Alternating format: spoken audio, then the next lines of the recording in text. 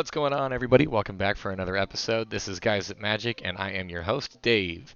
Today, I'm going to be going over a deck tech for the card The Ever-Changing Dane. This is one of Steven and Shane's favorite legendary creatures from our latest set, Dominaria United.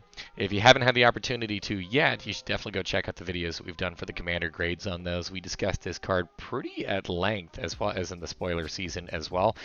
I originally wasn't necessarily the biggest fan of this card, in all fairness. However, Steven and Shane both really wanted me to do a deck tech on it, so I've tried to make this thing as mean as I possibly can, and I gotta say, I think I have changed my opinion about the Ever-Changing Dane. So, with that being said, the Ever-Changing Dane is a white, a blue, and a black for a legendary creature shapeshifter. It has pay 1, sacrifice another creature. The Ever-Changing Dane becomes a copy of the sacrifice creature, except it has this ability. He's a 3/3. So our deck essentially wants to be able to use Dane and Academy Rector to abuse and lock out our opponents. Academy Rector is a 3 and a white for a creature cleric. She's a 1/2 and says that whenever she is put into the graveyard from play, you may remove Academy Rector from the game. If you do, search your library for an enchantment card and put that card into play, then shuffle your library. Now, the reason why this is so incredibly important is because by sacrificing Academy Rector to Dane, it allows us to go search our library for an enchantment, while also having Dane become a copy of her. Whenever that version dies, we can search our library for an additional enchantment. Now, the two enchantments we're going to want to go find are Decree of Silence and Solemnity. Decree of Silence is an enchantment that costs 6 and 2 blue for a total of 8. It's an enchantment that says whenever an opponent plays a spell, counter that spell and put a depletion counter on Decree of Silence. If there are 3 or more depletion counters on it, you sacrifice Decree of Silence. It's also got a cycling ability that you're never going to want to use, so not even going to mention it here. The second enchantment here is Solemnity.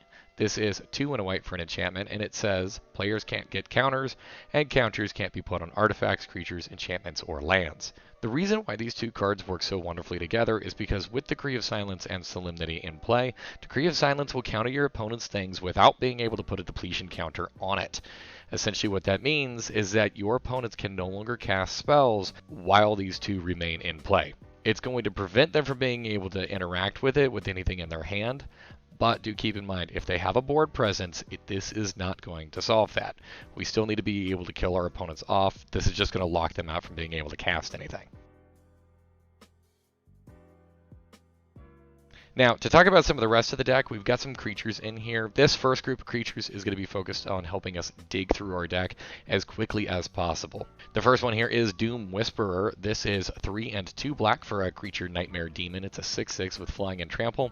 You can pay 2 life and surveil 2. Look at the top 2 cards of your library, then put any number of them into your graveyard, and the rest on top of your library in any order. Surveil is really powerful here because it allows us to not only just be able to churn through our deck, but as we're going to come to later on, this deck does have a mild reanimation theme, so we could potentially start throwing some key pieces into the graveyard that we can start to cheat out later on. Dog Detective is 1 and a black for a 2/1 creature human rogue. It says whenever it enters the battlefield, surveil 2. It also says whenever an opponent draws their second card each turn, you may return Dog Detective from your graveyard to your hand. So he's got a nice little bit of recursion on him. Ledger Shredder is 1 and a blue for a creature Bird Advisor. It's a 1/3 with flying.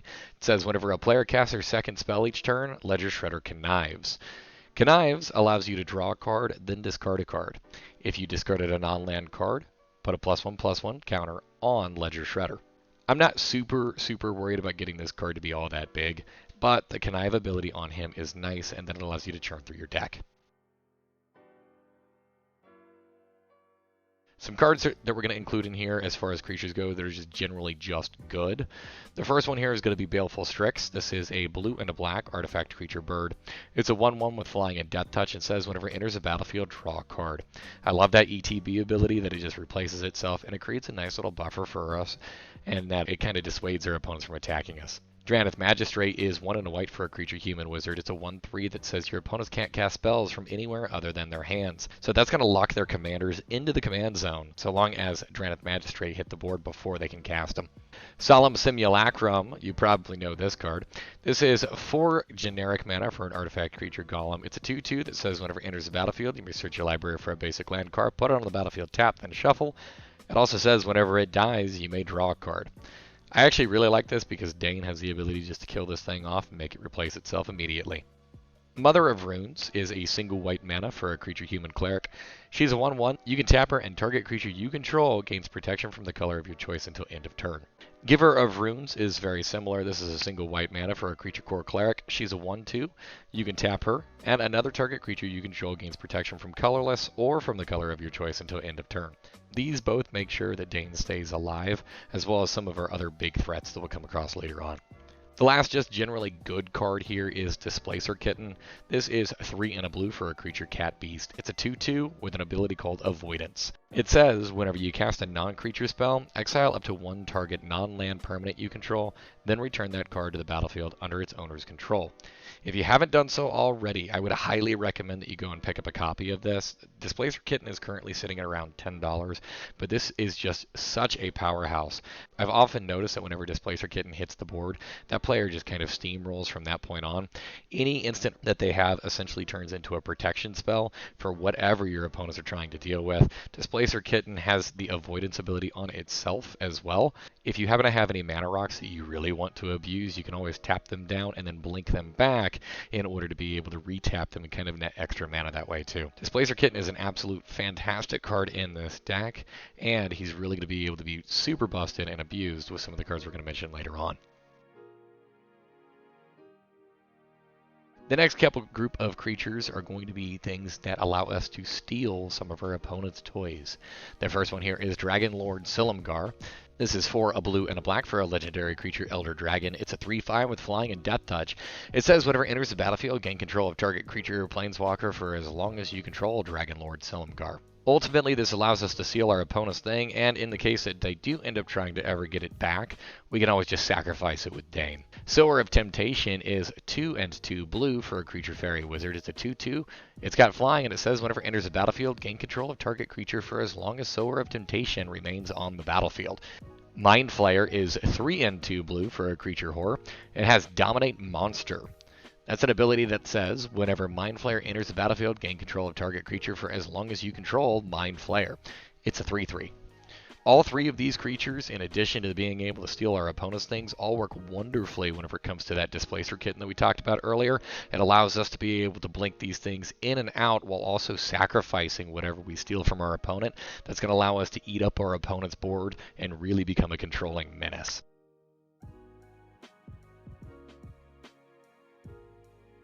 As far as some of the creatures that help us out with some of our card draw here, the first one that we have is Notion Thief. This is 2, a blue and a black for a creature human rogue. It's a 3/1 with flash. It says if an opponent would draw a card except for the first one they draw on each of their draw steps, instead that player skips that draw and you draw a card. It essentially replaces our opponent's additional draws and gives them to us. Consecrated Sphinx is 4 and 2 blue for a total of 6 mana. It's a 4/6 creature Sphinx with flying. It says whenever an opponent draws a card, you may draw 2 cards.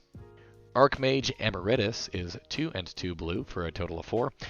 He's a creature human wizard, a 2/2 with Magecraft, saying that whenever you cast or copy an instant or sorcery spell, draw a card. And Esper's Sentinel is a single white mana for an artifact creature, human soldier. It's a 1/1 with an ability stating that whenever an opponent casts their first non-creature spell each turn, draw a card unless that player pays X, where X is Esper's Sentinel's power. For the most part in this deck, that's just going to remain at 1, but generally speaking, that tax is nice enough where Esper's Sentinel should still be able to draw you a couple of cards. As far as our reanimation package goes, we have a couple of creatures that are going to help us out with that. The first one here is Athreos, God of Passage. This is 1, a white and a black for a total of 3 mana. It's a legendary enchantment creature god. It's a 5/4 with indestructible and says that so long as your devotion to white and black is less than 7, Athreos isn't a creature. It also says whenever another creature you own dies, return it to your hand unless target opponent pays 3 life. So although not necessarily allowing us to reanimate things from the graveyard, it does give us that recursion aspect by putting it back into the hand and allowing us to abuse any additional ETBs or just get an extra body in there that we may have sacrificed earlier with Dane. Priest of the Fell Rites is a white and a black for a creature human warlock. It's a 2/2. You can tap it, pay 3 life, and sacrifice it to return target creature card from your graveyard to the battlefield. Activate only as a sorcery. It's got an Unearth ability on it as well for 3, a white and a black, and that says that you can return this card from your graveyard to the battlefield. It gains haste. Exile it at the beginning of the next end step, or if it would leave the battlefield, and Unearth only as a sorcery. Really, you're going to be using that Unearth to be able to get this back into play, quickly use its ability, and then grab whatever other real target you wanted. Apprentice Necromancer is 1 and a black for a creature zombie wizard. It's a 1/1. You can pay a black, tap it, and sacrifice it to return target creature card from your graveyard to the battlefield. That creature gains haste. At the beginning of the next end step, sacrifice it. Now, that sacrifice clause isn't necessarily the best staple onto this card, but one of the things that I do really want to mention here is you can always sacrifice that creature to Dane to have Dane become a copy of it. Lastly here we have Sun Titan. This is 4 and 2 white for a creature giant. It's a 6/6 with vigilance. It says whenever Sun Titan enters the battlefield or attacks, you may return target permanent card with mana value 3 or less from your graveyard to the battlefield.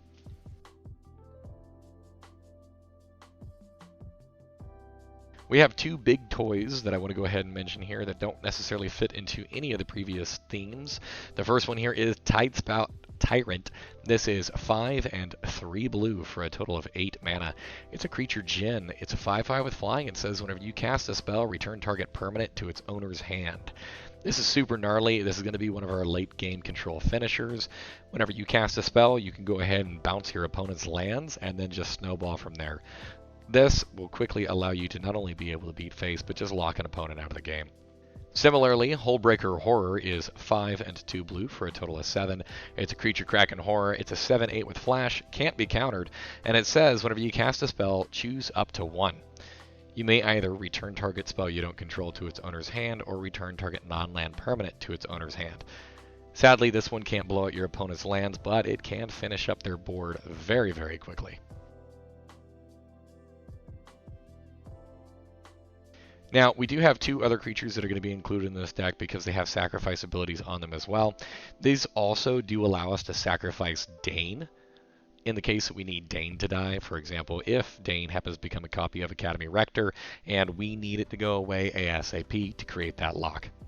The first one here is Vizia Seer. This is a single black mana for a creature vampire wizard. It's a 1/1 that says sacrifice a creature to scry 1. We also have Woe Strider. This is 2 and a black for a creature horror. It's a 3/2. It says whenever it enters the battlefield, you create a 0/1 white goat creature token. You can sacrifice another creature to scry 1. You can also escape this creature by paying 3 and 2 black, as well as exiling 4 other creature cards from your graveyard. So if you do escape it, it means that you can cast it from your graveyard, and whenever it does escape, it'll enter the battlefield with 2 +1/+1 counters on it. That's going to round up our creature package. Next up, we're going to be moving over to some of our instants and sorceries. This first group is going to be focused on interaction. Here we have Path to Exile for a single white mana. It's an instant that says exile target creature. Its controller may search their library for a basic land card, put that card on the battlefield tapped, and then shuffle. Swords of Plowshares is also a single white mana for an instant, saying exile target creature. Its controller gains life equal to its power. These 2 are probably just the best single target creature removal spells in the format. We're going to also be including Vindicate in here. Vindicate is 1 a white and a black for a sorcery that says destroy target permanent. And of course, we've got Anguished Unmaking in this list as well. This is 1 a white and a black for an instant. Exile target non-land permanent, you lose 3 life. We're going to be including a couple counters in here as well. The first one is good old Counterspell for 2 blue. It's an instant that says counter target spell. Negate is 1 and a blue for an instant, counter target non-creature spell. Swan Song is a single blue mana for an instant that says counter target enchantment, instant, or sorcery spell. Its controller puts a 2/2 blue bird creature token with flying onto the battlefield. Giving them the 2/2 flyer is really not going to do much, and I love the fact that Swan Song only costs a single mana. Lastly here we have Muddle the Mixture, which is 2 blue for an instant that says counter target instant or sorcery spell, but it's also got an additional ability on it that really makes this card valuable. This is Transmute, which you can pay 1 and 2 blue for a total of 3. It says you can discard the card, search your library for a card with the same converted mana cost as this card, reveal it, put it in your hand, and then shuffle your library. Play it only as a sorcery. So Muddle the Mixture is a counterspell if we need one, but it also serves as like a pseudo tutor, allowing us to be able to go grab another 2-drop.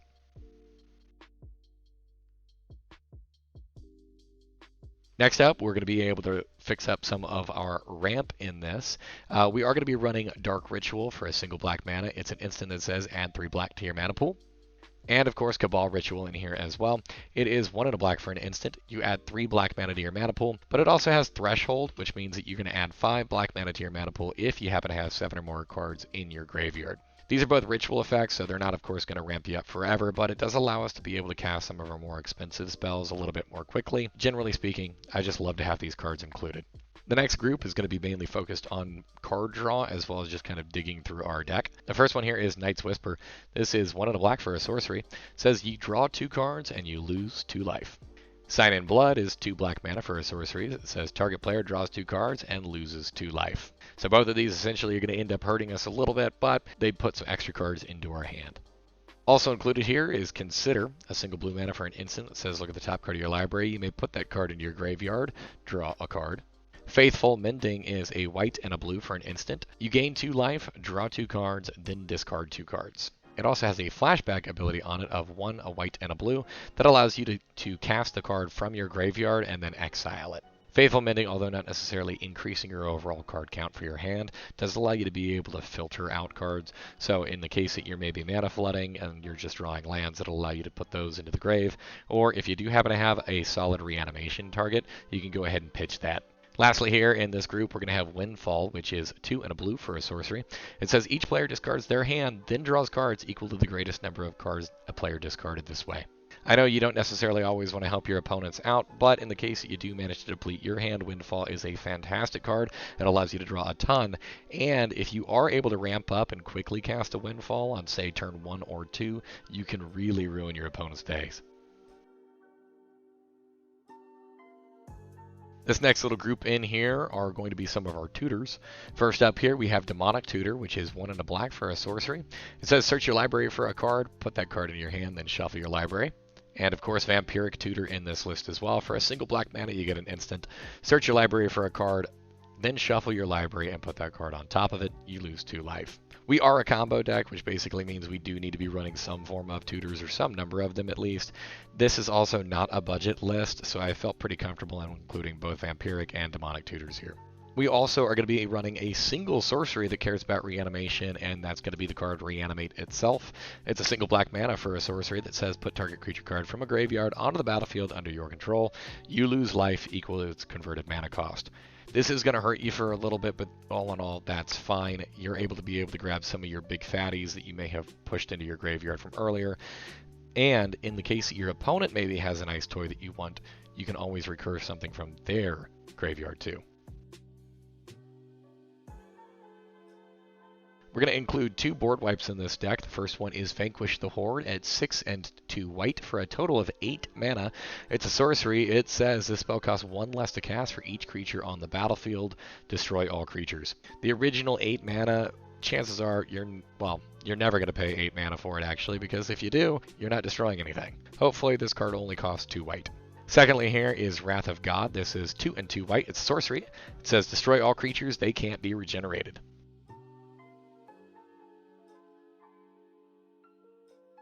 As far as the artifacts are going to go in this deck, the vast majority of them are really just going to be mana rocks. I have Arcane Signet, Felwar Stone, Mind Stone, and Soul Ring all included in this list. I'm not going to talk about them because I feel like for the most part, you probably know what they do. I also have Talisman of Progress, Talisman of Dominance, Talisman of Hierarchy all included in this list as well. I absolutely love the talismans. I'm not going to go into detail more about them either though. Lastly here we have Lightning Greaves. This is 2 mana for an artifact equipment. It says equipped creature has haste and shroud, and it has an equip cost of 0. We can throw this on Dane to help make sure that Dane stays alive, or we can put this on one of our other big fatties.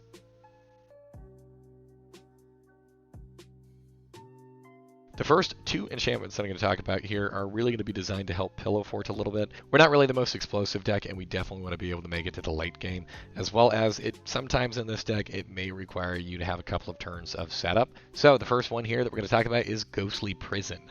This is 2 and a white for an enchantment. It says creatures can't attack you unless their controller pays 2 for each creature he or she controls that's attacking you.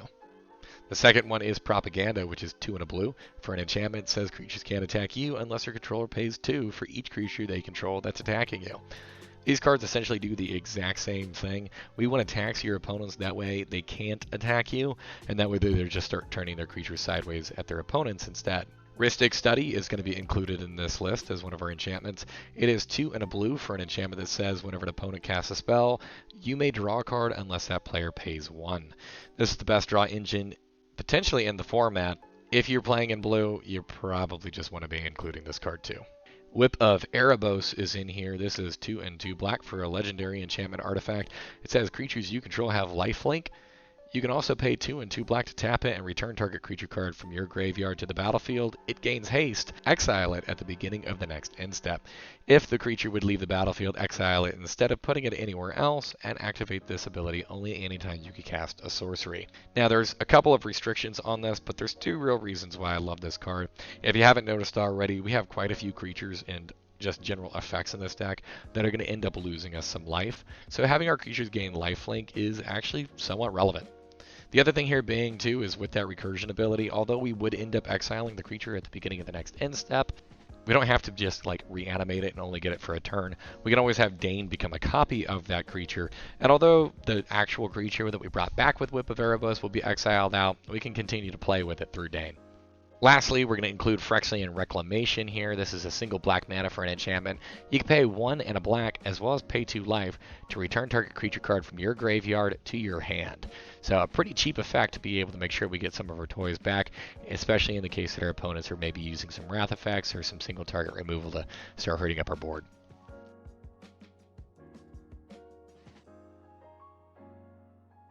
I am going to include 2 Planeswalkers in this list as well.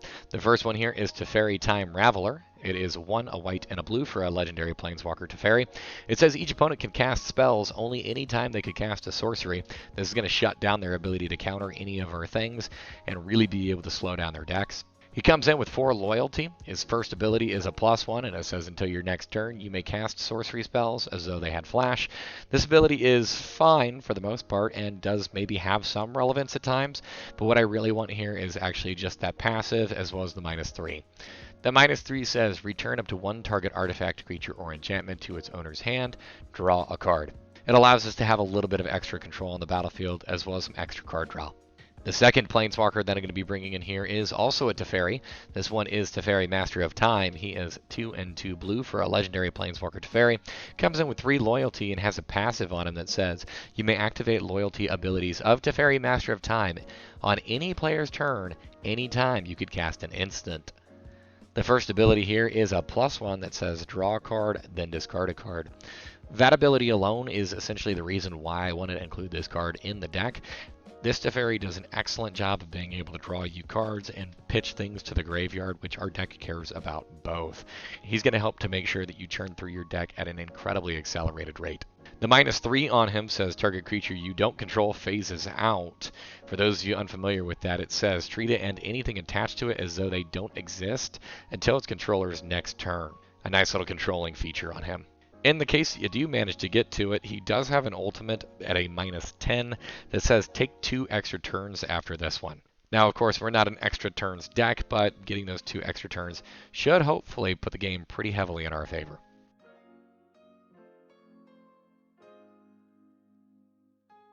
Now, this deck as a whole is rather expensive. However, I've chosen actually to kind of keep the price down a little bit by not going super heavy on some of the nicer lands.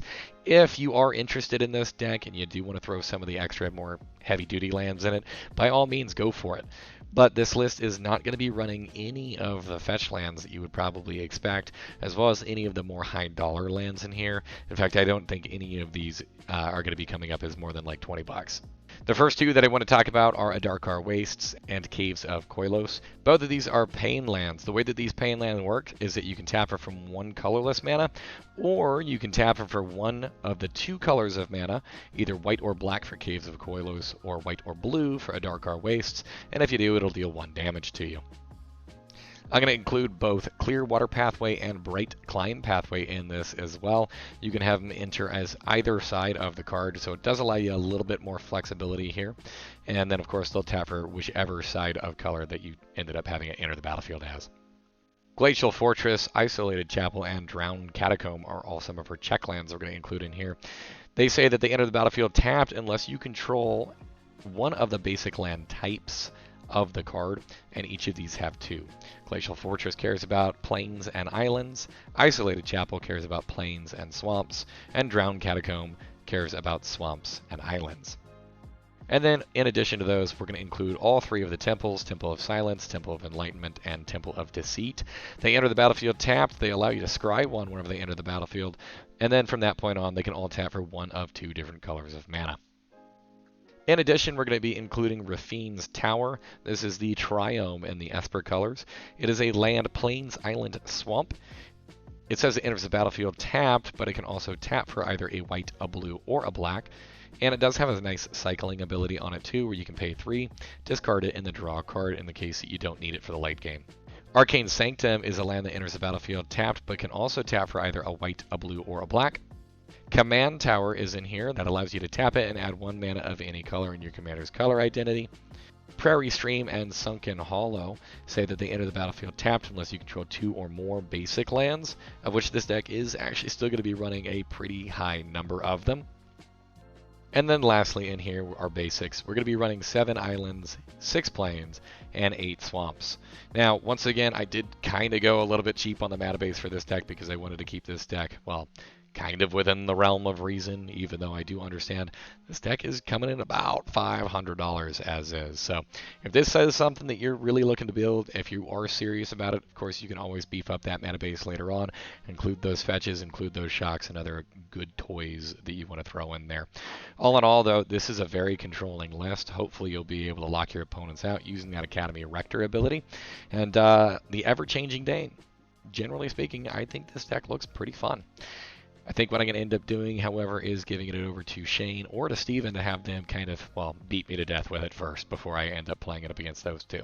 If you haven't done so already, please make sure that you subscribe to the channel as well as like this video. Don't forget also, make sure that you comment down below. Make sure that you tell me what I included in this deck that you disagree with, or maybe what kind of cards that I didn't think about that you think that would work really well with the ever-changing Dane. I know that there were a lot of people out there that were really hoping that this would be like the go-to, I'm going to make Dane an infect unblockable creature. I just didn't really think that was going to be the best direction to go with him, so decided to change it up and go in this direction instead. Feel free to tell me I'm right or wrong down below. Make sure that you follow us on our other social media platforms. We are on Instagram and on Twitter at GuysThatMagic. Thank you so much. Peace.